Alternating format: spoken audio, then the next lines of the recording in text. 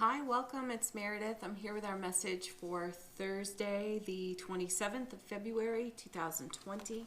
We are using Tarot of the 78 Doors for our message today. Our main theme, we had 3 cards come out for this off the bottom of the deck. It's our potential theme in the day, what's unfolding for us. And we have the Queen of Pentacles. Nice, the mother of the material. She's nurturing energy, she's resourceful, abundant, fertile. She brings the bounty, which is nice. So this is step into your abundance. Bring the mastery of the Queen of Pentacles and her abundance, her vision. She's an excellent manifester, and there's no question for her. There's no doubt that she can create whatever it is she requires. This is also a card of sharing. An exchange, I feel, when I look at her card today. An exchange of energy. Then we have the Four of Wands. Beautiful foundation card for us. You know this is the happiest card in the minor suits of tarot. Bliss, love, joy, happy home, family, connection, strong bonds, great communication, creativity, fire, passion. It is a wand card. I feel joyfulness, playfulness even on this card today. And yeah, connecting with your soul tribe, the people you know, love, trust, those that you really enjoy, savor, and cherish life with. Perhaps there's an exchange of energy going on there for us today. And then we have the Ace of Swords, divine and cosmic gift of clarity. Excellent in a retrograde. You know, the feeling here is when I look at that Ace of Swords, keep it simple. Keep it really simple. Enjoy the simple pleasures. Take really good care of yourself in simple ways. Nice meals, good rest, meditation, go for a walk, and share togetherness with the people you celebrate life with. Okay. Not a bad start, hey? Next card. Well, 7 of Cups. All right. You know, this is a very retrograde card, actually. And I have been seeing this consistently in personal readings. In the private readings, it's been showing up quite a bit. Here in the dailies, and also the handful of tarot readers that I will tune into at random on YouTube for myself, seeing a lot of the 7 of Cups. And I call this the spoiled for choice card. There's a lot of choice, a lot of option on offer to us, and it can be somewhat difficult to have the clarity to make a choice. So the Ace of Swords is really well placed, and it being a divine and cosmic gift from the universe to us is very helpful, because it feels as though the sword is reminding us that the 7 of Cups could be very much like navigating a maze over here. You have to come back over and over again to what's true for you, what's right in your heart space.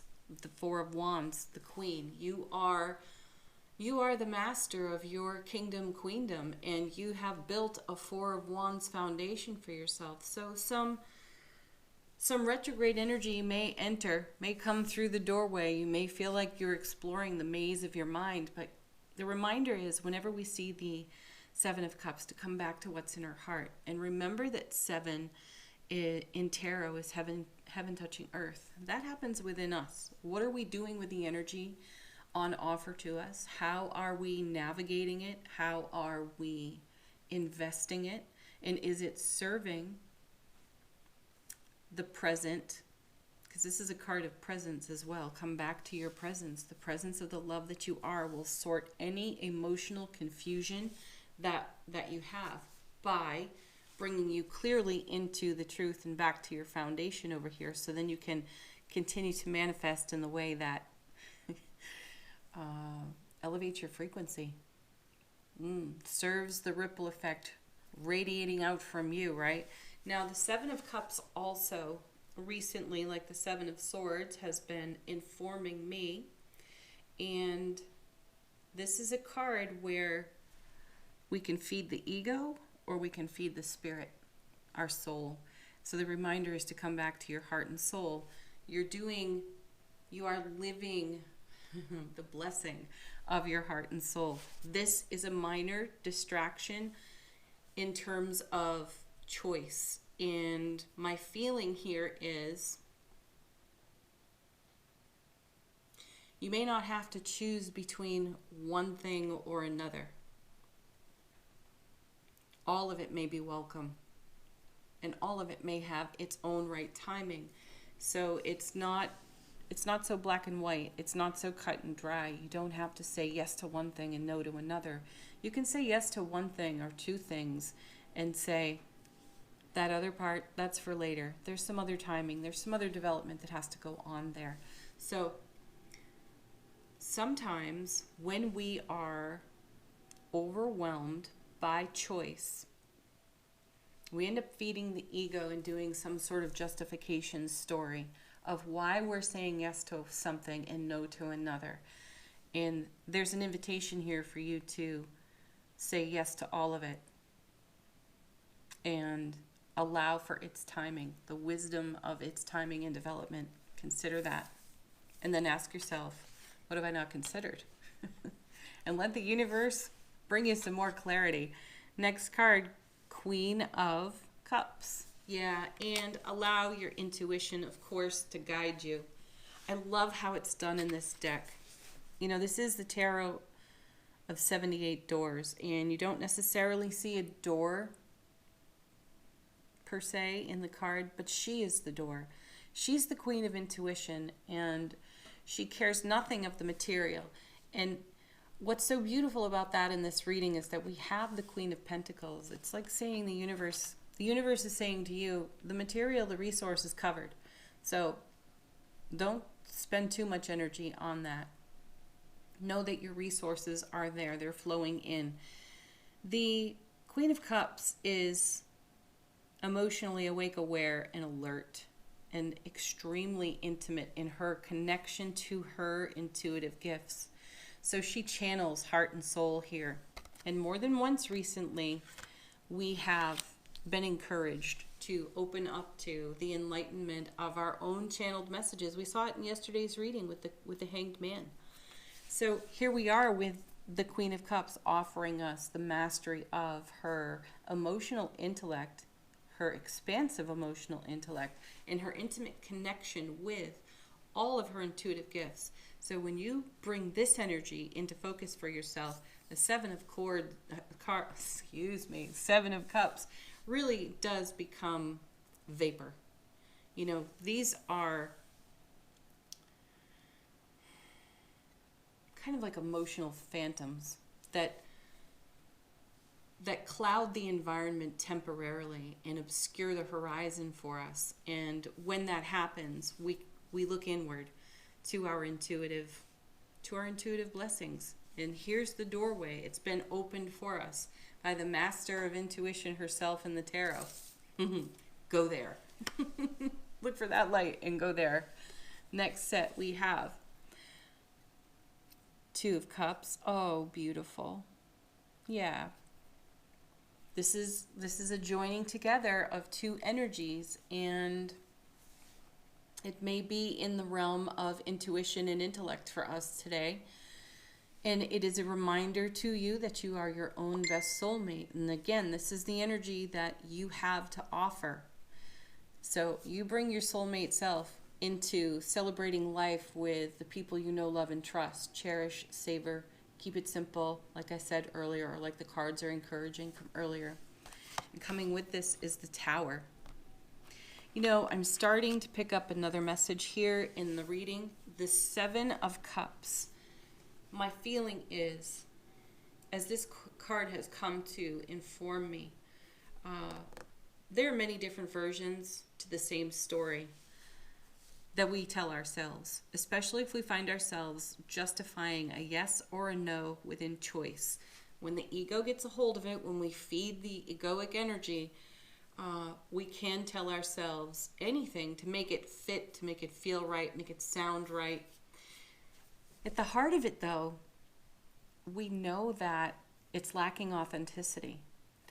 And the Queen of Cups is going to point that out to us in our intuition. So here we have the Two of Cups, a joining of energy within the self, bringing something together with clarity within the self. Because look at that foundation we're on. We have the Queen of Pentacles and we have the Four of Wands. You can't be anything less than authentic with your own self. You know when you tell yourself a lie to justify a result or a reason. And that creates tower moments for us within our self relationship. So here's this beautiful soulmate connection energy right here in the middle of the reading, sitting next to the tower. I know that many of you are going to look at these cards and have a concern pop up that perhaps something is coming down within your soulmate relationship with your beloved. My feeling is actually the opposite. Remember, this is a retrograde. Something is coming down within your relationship to yourself, and it's a story that you've told yourself, perhaps about yourself. It could have something to do with your self-esteem. It could have something to do with careless, reckless words spoken to you that you believed. And you've held some sort of, or you've held yourself to the potential truth of that for years. And perhaps today, with this brilliant clarity of the Ace of Swords, you see yourself in a new light, Queen of Cups. And you realize that that was all a lie, a story, a lie someone else told you that you continued to carry with you. And because you love yourself enough here on the Two, and you're the only one that you ever have to be enough for, right? And in the love that you have for your own self, you set that whole experience on fire and you bring down the tower that you created over those careless, reckless words. And you stop holding yourself to someone else's version of you. Oh, I like that. Yeah, because this makes it possible for you to have so much more to offer when you let that old story go. Look how you shine. Look at the new doorway you step through. And then we have the Knight of Wands. You know, we had the Knight of Wands yesterday too, and his energy was quite impetuous. It was distracted, and it was kind of all over the place. And today, though, in this deck, you know, the door is open. Energy is flying free. Those birds are flying through the door. And he's still in motion, but he's slowed things down a bit. This is the alchemy we see between the Knight of Wands and the Knight of Pentacles from yesterday's reading. He's pausing just a little bit in his journey here, and he's taking it in. He's looking at the horizon. He's checking out the landscape. He learned something from the Knight of Pentacles. We learned something from these two knights, and we learned that there are stories we tell ourselves that are not true, that prevent us from being fully the love that we are, and prevent us from sharing ourselves authentically with everyone else. And we're letting that go. Thank you, retrograde. Because being the love that you are is shining the light that you are, and to dim that in any way, it doesn't allow you to celebrate those simple pleasures fully. And so we're letting all that go so that we can. More happiness, yes please. More love, yes please. Thank you. All right, let's do angel answers. This was a nice deep reading. I like it. And like yesterday's reading, I feel that this may not just develop over one day. This is in the energy atmosphere. It is a gift to us, and I think it's going to stay with us for a while, because when you spot one thing, likely you'll spot at least 7 others that are not fully authentic. So imagine bringing all of them into peace, love, and harmony. Imagine how bright you will shine when you let that load go. Okay.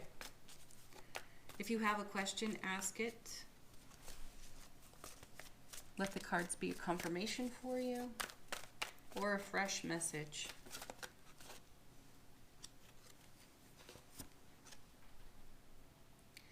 You never get enough of this one on repeat, do you? Trust. Yes, trust yourself, trust your journey, trust the divine, trust your foundation. And you know, I feel that the Knight of Wands is a little more grounded today and trusting himself just a bit better. There's no dimming his passion, fire, creativity, and there'll be no dimming yours when you trust your own heart and soul.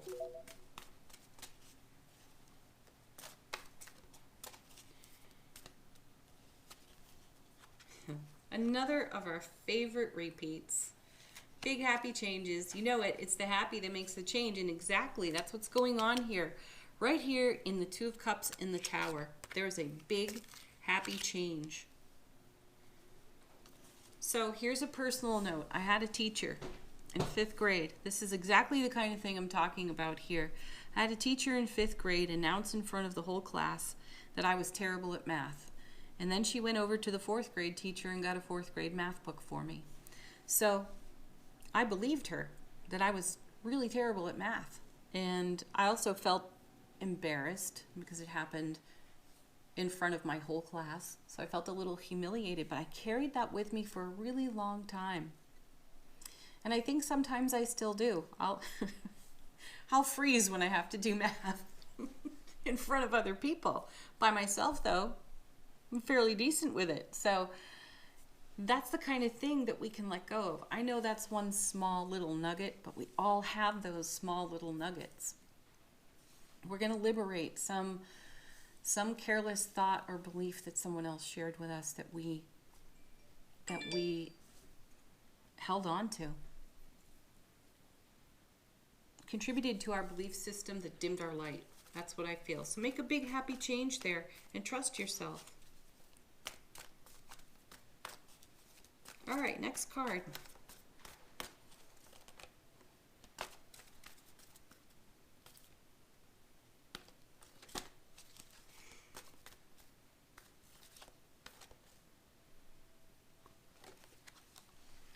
Take action. Another one of our lovely repeats. You're already doing it. It's not like you've got a step-by-step plan here. Follow your heart. That's the action to take. All right, let's do our affirmation card from The Universe Has Your Back.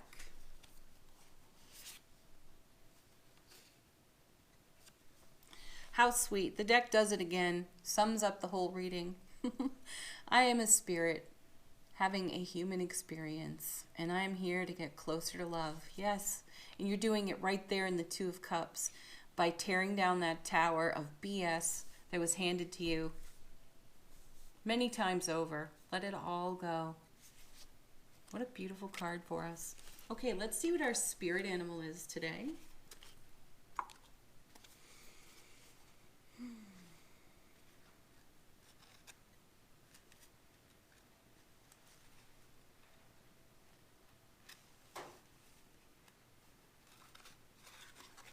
Oh, interesting. Panda. I have no knowledge of of panda spirit.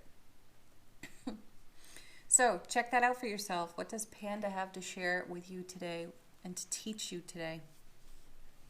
Sweet. Happy Thursday, everybody.